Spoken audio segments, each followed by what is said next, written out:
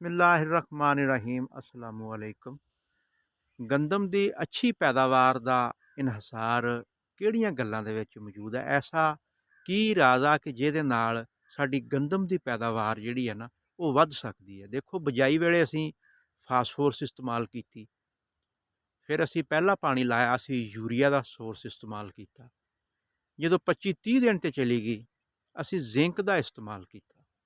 ਅੱਛਾ, ਬਿਜਾਈ ਵੇਲੇ ਜਿਨ੍ਹਾਂ ਦੋਸਤਾਂ ਨੇ ਬੋਰਾਨ ਦਾ ਇਸਤੇਮਾਲ ਕੀਤਾ ਨਾ, 40% ਇਹਦੀ ਜ਼ਰੂਰਤ ਪੌਦੇ ਨੂੰ ਬਿਜਾਈ ਵੇਲੇ ਹੈ ਅਤੇ 60% ਜ਼ਰੂਰਤ ਬਾਅਦ 'ਚ ਇਹਨੂੰ ਵਧਾਉਣ 'ਚ, ਫੁਲਾਉਣ 'ਚ, ਇਹਦੀ ਲੁੱਕ ਅੱਛੀ ਕਰਨ 'ਚ, ਇਹਦਾ ਝੰਡੇ ਵਾਲਾ ਪੱਤਾ ਹੈਲਥੀ ਬਣਾਉਣ ਦੇ ਵਿੱਚ ਇਹਦਾ 60% ਕਿਰਦਾਰ ਇਹਦਾ ਬਾਅਦ ਦੇ ਵਿੱਚ।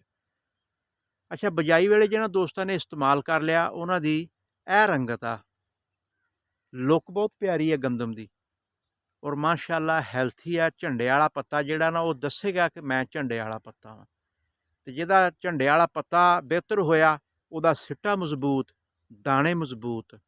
ਅੱਛਾ, ਬਿਜਾਈ ਵੇਲੇ ਤਾਂ ਅਸੀਂ 1 ਕਿਲੋ 'ਤੇ ਵੀ ਗੁਜ਼ਾਰਾ ਕਰ ਲਈਏ ਨਾ ਬੋਰਾਨ ਦਾ, ਅਤੇ ਉਹ ਹੀ ਕਾਫੀ ਹੈ। ਅਤੇ ਹੁਣ ਸਾਨੂੰ ਕੀ ਕਰਨਾ ਚਾਹੀਦਾ? ਕਿਉਂਕਿ ਸਾਡੀ 50-60 55 ਦਿਨ 'ਤੇ ਸਾਡੀ ਇਹ ਗੰਦਮ ਚਲੀ ਗਈ ਹੈ। ਹੁਣ ਤੁਸੀਂ ਲਿਕੁਇਡ ਬੋਰਾਨ ਜਿਹੜਾ ਨਾ 20% ਵਾਲਾ, ਉਹ ਇਸਤੇਮਾਲ ਕਰਕੇ ਤੁਸੀਂ ਅੱਛੀ ਪੈਦਾਵਾਰ ਹੁਣ ਵੀ ਬਣਾ ਸਕਦੇ ਹਾਂ। ਟਾਈਮ ਅੱਜ ਵੀ ਸਾਡੇ ਕੋਲ ਮੌਜੂਦ ਆ। ਜਿਸ ਤਰ੍ਹਾਂ ਨਇਆ ਸਵੇਰਾ, FMC, ਸਵਾਤ ਐਗਰੋ, ਇਹਨਾਂ ਸਾਰੀਆਂ ਕੰਪਨੀਆਂ ਨੇ ਇਹ ਜਿਹੜਾ ਬੋਰਾਨ ਲਿਕੁਇਡ ਹਾਲਤ ਦੇ ਵਿੱਚ ਬਣਾਇਆ ਹੋਇਆ।